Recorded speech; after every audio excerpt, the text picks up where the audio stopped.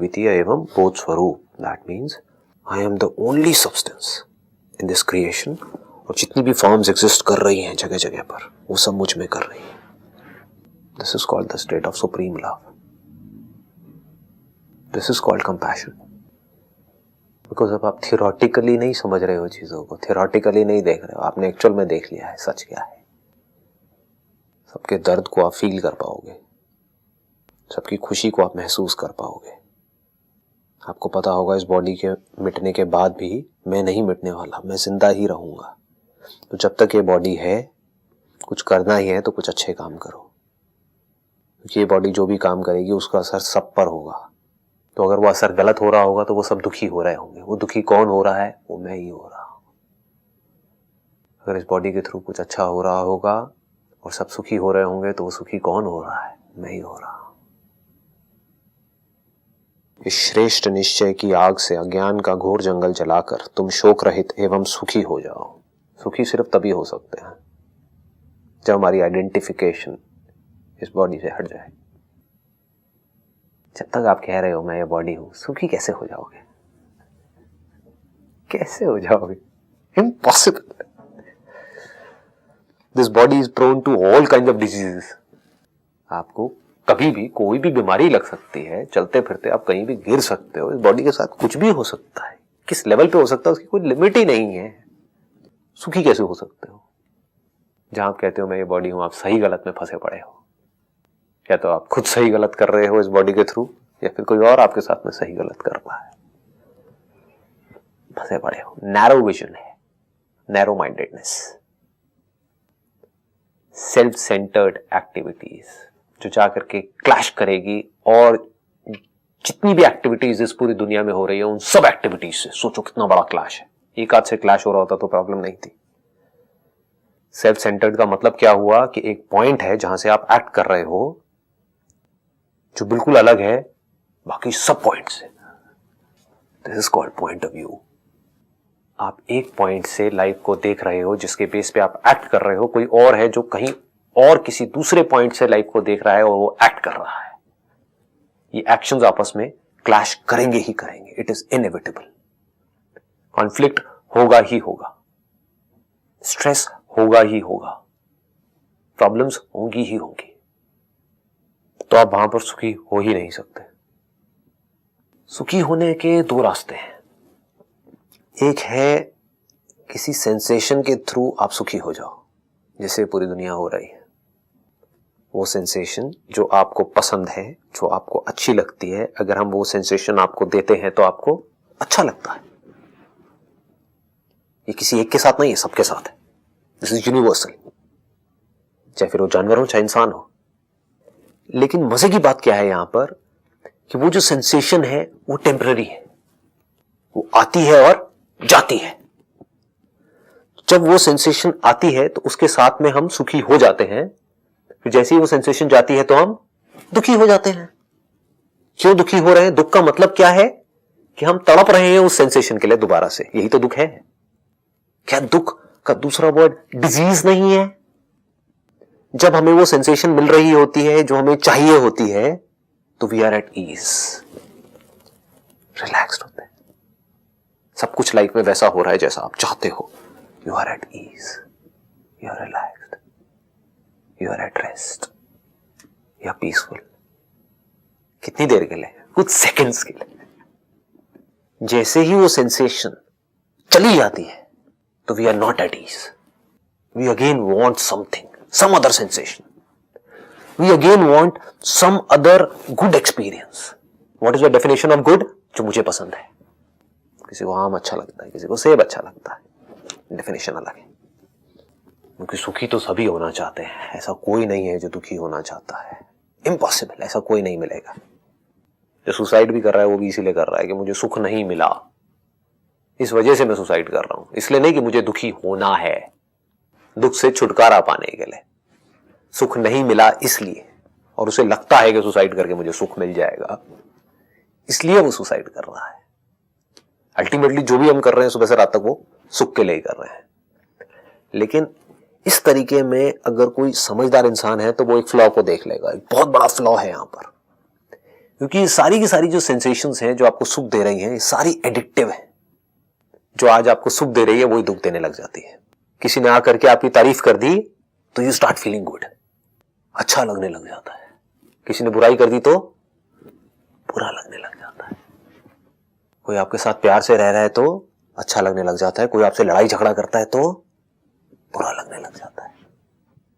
और इस दुनिया में कुछ भी ब्लैक और व्हाइट नहीं है, ब्लैक एंड व्हाइट है, कि वो इंसान है तो अच्छा ही अच्छा है और वो इंसान है तो बुरा ही बुरा है।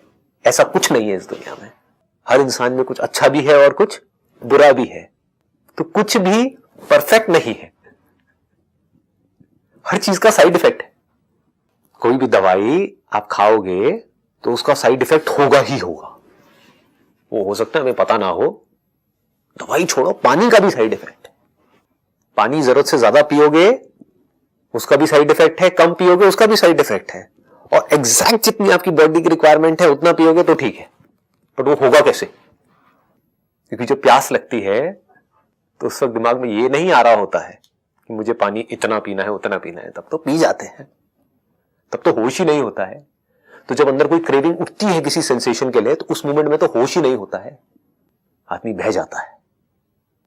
उस वक्त के लिए तो प्लेजर मिलेगा, बाद में उसी की वजह से दुख होगा, क्योंकि ये फीलिंग टेम्पररी है। क्योंकि ये टेम्पररी फीलिंग जुड़ी है एक टेम्पररी सेंसेशन के साथ, या एक टेम्पररी इवेंट के साथ, या एक टेम्पररी सिचुएशन के साथ, या एक टेम्पररी थॉट के साथ जो आया और गया। दूसरा तरीका क्या है सुखी होने का? ये जो अच्छी फीलिंग है ये जुड़ जाए अंडरस्टैंडिंग के साथ। ये परमानेंट है, ये आती जाती नहीं है, फ्लक्चुएट नहीं करती है, क्योंकि ये किसी सेंसेशन से नहीं जुड़ी है, किसी फीलिंग से नहीं जुड़ी है, किसी थॉट से नहीं जुड़ी है, किसी इवेंट से नहीं जुड़ी है। आपका जो होना है उससे जुड़ी है। अंडरस्टैंडिंग क्या है? मैं वो नहीं हूं जो किसी फीलिंग के साथ या थॉट के साथ जुड़ा हुआ है। मैं वो हूं जिसके ऊपर किसी भी फीलिंग के, किसी भी थॉट के, किसी भी सेंसेशन के होने या ना होने का भी फर्क नहीं पड़ता है। ये कैसी फीलिंग है? कैसे एक्सप्रेस करोगे इसको वर्ड्स में? ये जाएगी कैसे? इसके जाने का क्या तरीका है? आप नहीं जा सकते तो ये फीलिंग भी नहीं जा सकती। अगर आप ऐसे हो जो डिपेंड हो किसी सेंसेशन के ऊपर या फीलिंग के ऊपर या थॉट के ऊपर खुश होने के लिए, तो आप बनोगे और मिटोगे। लेकिन अगर आप ऐसे हो जिसके ऊपर इस सबका कोई फर्क नहीं पड़ता है, आपको एहसास होता है अपने होने का, तो एहसास किसको हो रहा है? आप कह रहे हो मुझे हो रहा है। कौन है वो मैं? बॉडी को हो रहा है। बॉडी तो एक इंस्ट्रूमेंट है, बॉडी को कैसे होगा? जो बॉडी में कॉन्शियसनेस है उसको हो रहा है, तो क्या वो कॉन्शियसनेस आपकी है? क्या वो मेरी है? क्या ये कहना गलत होगा कि मैं कॉन्शियसनेस हूं? ये तो कहना गलत है कि कॉन्शियसनेस मेरी है। मेरी कैसे हुई? और मेरी तो किसकी मेरी? क्या इसमें कोई क्वेश्चन कर सकता है कि मैं कॉन्शियस हूं? नहीं कर सकता। मैं कॉन्शियसनेस हूं, हाँ ठीक है, यहां तक भी ठीक है। तो इसका मतलब कहीं पर भी कोई भी कॉन्शियस है तो वो मैं ही हूं। अगर मेरा मैं कॉन्शियसनेस के साथ है तो, अगर मेरा मैं वो कॉन्शियसनेस जिसको अपने होने का एहसास होता है इस इंस्ट्रूमेंट के यहां पर होने की वजह से, वो इंस्ट्रूमेंट जिसको हम बॉडी बोलते हैं, वो इंस्ट्रूमेंट जिसके थ्रू कुछ दिखता है, कोई कांटेक्ट होता है, कुछ सुनाई देता है, तब उस कॉन्शियसनेस को अपने होने का एहसास होता है। वो एहसास जो बनता है और मिट जाता है, इसकी डेप्थ को अगर आप देख पाओ तो कमाल हो जाएगा। मतलब कि वो कॉन्शियसनेस जो हमेशा थी, है और रहेगी। ये नेचर, ये क्रिएशन, ये फॉर्म्स बनती है, मिटती रहती है, यूनिवर्स बनता है, मिटता रहता है, चेंज होता रहता है। मिटना भी गलत वर्ड है, चेंज होता रहता है। It undergoes change all the time. That is the very nature of the universe, that is the very nature of a form. A form can't be changeless, impossible. A form has to undergo a change. Only formless can be changeless. तो इसकी depth को देखो, क्या हो रहा है यहां पर। वो कॉन्शियसनेस जो थी, है और रहेगी, क्योंकि तभी वो अद्वितीय है। That is timeless, beyond time. Time का असर किस पे हो सकता है? फॉर्म पे हो सकता है। टाइम में फॉर्म पैदा हो सकती है और मर सकती है, लेकिन जो फॉर्मलेस है उसका टाइम से कोई लेना देना नहीं है। ठीक है ना? क्योंकि वो ना बन रहा है ना मिट रहा है। फॉर्म के बनने से ना फॉर्मलेस बनता है ना मिटता है। जो लहर है या जो बुलबुले हैं वो टाइम में है, कुछ देर के लिए एग्जिस्ट करते हैं, कुछ सेकंड्स के लिए, कुछ मिनट के लिए, कुछ घंटों के लिए। लेकिन जो पानी है वो टाइमलेस है। उसके कॉन्टेक्स्ट में एक एग्जांपल है। बट अगर आप पानी के भी सब्सटेंस को देखो, वेव किसकी बनी? पानी की बनी। पानी किसका बना? वायु का बना, H2O, हाइड्रोजन एंड ऑक्सीजन। उसके भी और नीचे आओ, वो किसका बना? स्पेस का बना। स्पेस किसमें है? मुझ में है। If there is nobody to be conscious of space, what do we mean by space? Space कब पैदा होता है? सोचो, एक है स्पेस का फिजिकली पैदा होना, but that is meaningless. Space actual में तब पैदा होता है जब कोई स्पेस को देखता है। दोनों के फर्क को ध्यान से समझो। मैं यहां पर यह नहीं कह रहा कि स्पेस तब पैदा होता है जब आप देखते हो। आप नहीं देखते तब भी स्पेस होता है। आप गहरी नींद में सो रहे होते हो तब भी स्पेस होता है, क्योंकि स्पेस में तो बॉडी एग्जिस्ट कर रही है। लेकिन स्पेस के होने का मतलब क्या है? जब मेरी आंख खुलती है तो मुझे स्पेस दिखता है, तो स्पेस होता है। जब मैं गहरी नींद में होता हूं तो स्पेस का होना या ना होना बराबर है, क्योंकि मैं कॉन्शियस नहीं हूं। अब इस मैं को सिर्फ अपनी बॉडी से मत जोड़ना, सारी बॉडी से जोड़ दो। अब वो एहसास चाहे इस बॉडी के थ्रू हो, चाहे उस बॉडी के थ्रू हो, चाहे किसी जानवर के थ्रू हो, चाहे कहीं से भी हो,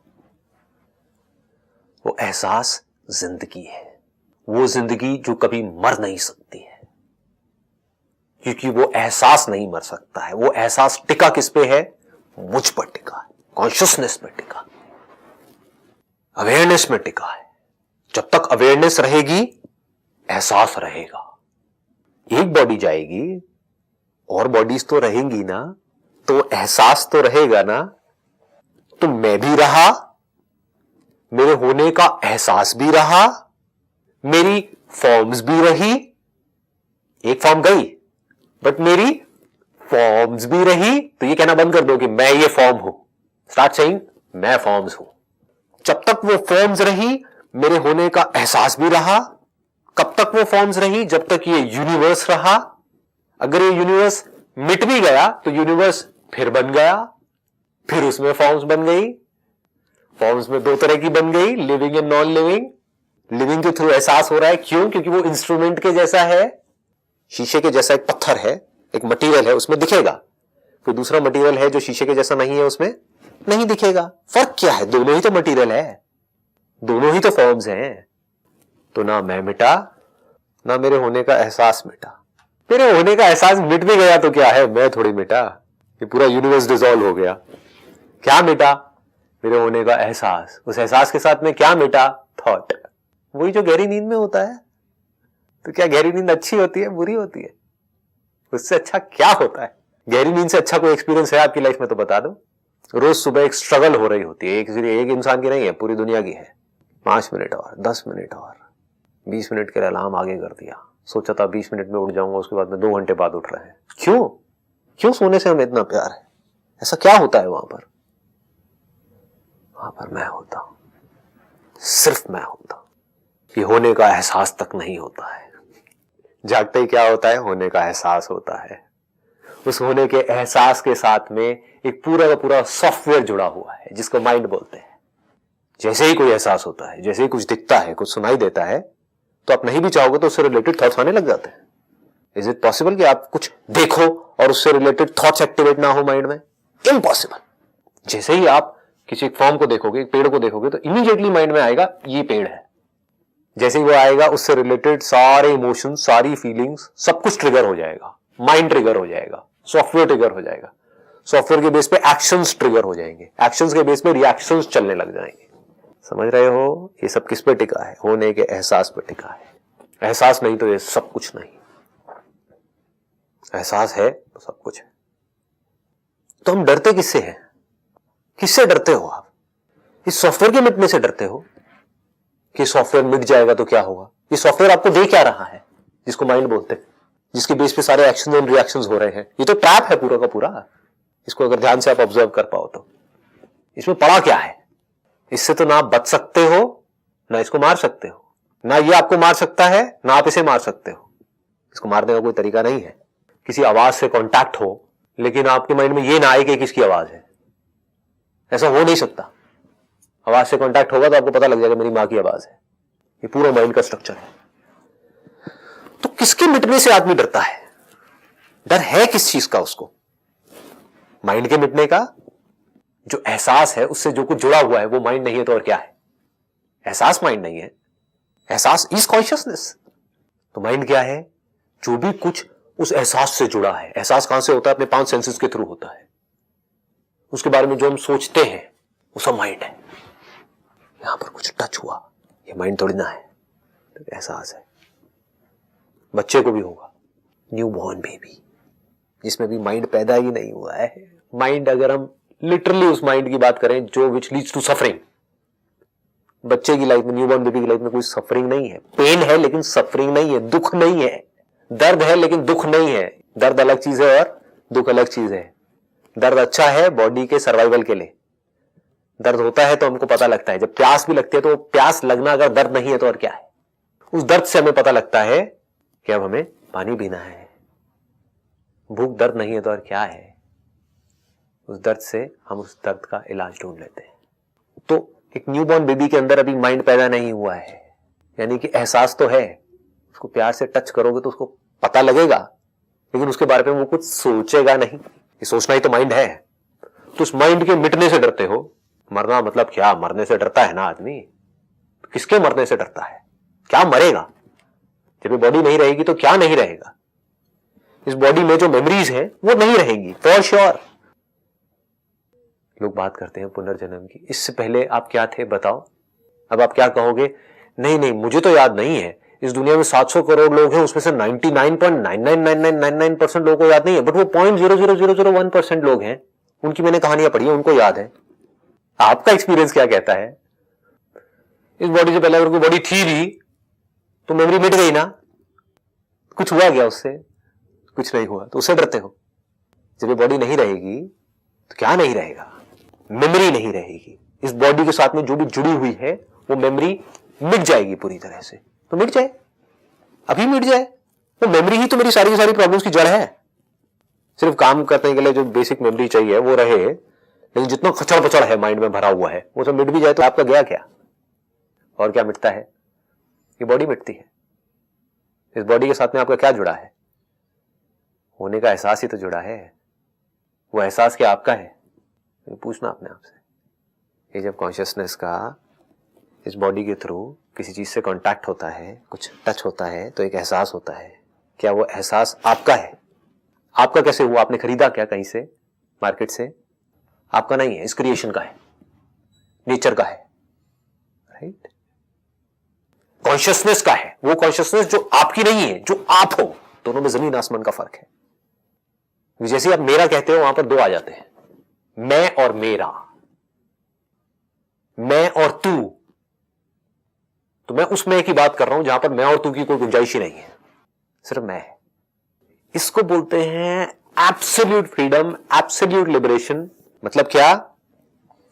कि अब चाहे एहसास रहे या ना रहे, क्या फर्क पड़ता है? वो एहसास जो इस बॉडी के साथ में जुड़ा है, ये बॉडी रहे या ना रहे, क्या फर्क पड़ता है? उस एहसास के साथ में जो पूरा का पूरा एक बैगेज है जिसको माइंड बोलते हैं, मेमोरी है, वो रहे या ना रहे, क्या फर्क पड़ता है? This is liberation. अब चाहे कुछ भी हो रहा है आपके साथ में, अच्छा हो रहा है या बुरा हो रहा है, सो कॉल्ड अच्छा, सो कॉल्ड बुरा, क्या फर्क पड़ता है? आप तीनों जगह पर फ्री हो। तीनों जगह समझ आ रही है? एक, मैं हूं जैसा गहरी नींद में होता है, वहां पर तो कोई प्रॉब्लम ही नहीं है, सिर्फ आनंद ही आनंद है, परमानंद है। एक है जहां पर सिर्फ अपने होने का एहसास है। आप आंख खोल रहे हो और देख रहे हो, कुछ सुन रहे हो लेकिन उसको समझने की कोशिश नहीं कर रहे हो। यह है आपके होने का एहसास। तीसरी स्टेज क्या है? जैसे ही कुछ एहसास होता है तो उसकी वजह से बहुत सारे थॉट्स ट्रिगर हो जाते हैं। उन थॉट्स के ट्रिगर होने की वजह से आप सही और गलत काम करने लग जाते हो, सही और गलत रिजल्ट्स आने लग जाते हैं, सक्सेस फेलियर आने लग जाता है। हमारे साथ में लाइफ में कुछ सही और गलत होने लग जाता है।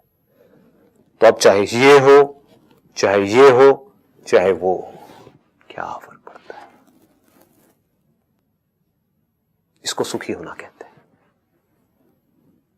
ये सुख आपसे कोई छीन नहीं सकता। This is absolute happiness. क्योंकि किससे जुड़ा है? आपकी समझ से जुड़ा है। अब इस समझ को कैसे बदलोगे, बदल के दिखाओ। आज आपको समझ आ गया है कि जो धरती है ये फ्लैट नहीं है, गोल है। इस समझ को बदलो किसी तरीके से। है कोई तरीका इसको बदलने का?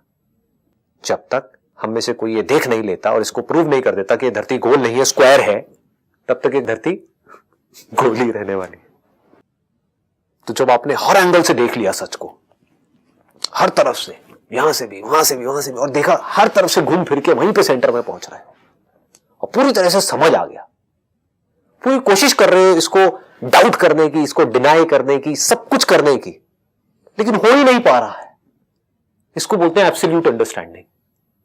आप कोशिश कर रहे हो कि इस अंडरस्टैंडिंग को चैलेंज करूं, किसी तरह से अपनी इस अंडरस्टैंडिंग को बदलूं, किसी तरह से अंडरस्टैंडिंग में कुछ ऐसा लाऊं जिससे कि दुख आए, उसकी गुंजाइश ही नहीं है। ये अंडरस्टैंडिंग ऐसी है जो एक बार क्लियर हो गई तो यहां पर दुख की गुंजाइश ही नहीं। अब दुखी कैसे हो? यानी कि थॉट्स के लेवल पे गड़बड़ चल रही है, लेकिन अंडरस्टैंडिंग के लेवल पे कोई गड़बड़ नहीं है। तो एक तरफ से आप दुखी भी हो रहे होगे, रो रहे होगे, लड़ रहे होगे, झगड़ रहे होगे, पता नहीं क्या क्या कर रहे होगे। दूसरी तरफ से आप बिल्कुल पीसफुल होगे, सुखी होगे। एक तरफ से आपकी बॉडी को दर्द हो रहा होगा, दूसरी तरफ से आप सुखी हो। और वो सुख आ जा नहीं रहा है क्योंकि वो आपकी बॉडी के दर्द के साथ या मजे के साथ नहीं जुड़ा है। बॉडी में दर्द हो रहा है, उसकी वजह से मैं दुखी हूं। दर्द नहीं होना चाहिए, दवाई खाऊंगा ना, ये थोड़ी दर्द को बैठ करके एंजॉय करूंगा। उस लेवल पर, दर्द के लेवल पर मैं दुखी हूं और उस दुख का इलाज ढूंढ रहा हूं। प्यास लग रही है, उसकी वजह से मैं दुखी हूं और पानी ढूंढ रहा हूं। पानी के लिए कुछ भी कर रहा हूं, कुआं खोद रहा हूं, पता नहीं क्या क्या कर रहा हूं। तो वहां पर दुख आया, दुख से फिर सुख आया। प्यास दुख, पानी सुख, ये साइकिल घूम रही है। लेकिन इस साइकिल के घूमने से मैं सुखी दुखी नहीं हो रहा हूं। मेरा सुख किससे जुड़ा है? वो जो साइकिल से परे है, वो जो मैं एक्चुअल में हूं। वहां पर कोई बदलाव नहीं हो रहा है, अंडरस्टैंडिंग नहीं बदल रही है। इसको स्थित प्रज्ञा बोलते हैं। प्रज्ञा मतलब अंडरस्टैंडिंग। स्थित हो गई, स्थित मतलब स्टेबल हो गई, एब्सोल्युटली स्टेबल। इसको सुखी होना कहते हैं। बिना इसके सुखी होने का कोई तरीका नहीं है इस दुनिया में। This is the only way to be happy. Happiness which is free from everything, happiness which is free from thought, which is not dependent upon thought. इस दुनिया को अगर खुश होना है तो उनको कोई ना कोई थॉट चाहिए खुश होने के लिए। इस श्रेष्ठ निश्चय की आग से अज्ञान का घोर जंगल जलाकर तुम शोक रहित एवं सुखी हो जाओ। ये नहीं कहा है कि दर्द रहित हो जाओ। दर्द आएगा जाएगा, शोक ना आएगा ना जाएगा, दुख नहीं होगा, सुखी हो जाओ। और किसको कहा है? अष्टावक्र जी ने ये राजा जनक को नहीं कहा है, आपको कहा है, मुझे कहा है, हमें कहा है। हर उस इंसान को कहा है जो सच सुनने के लिए तैयार है। सुखी हो जाओ।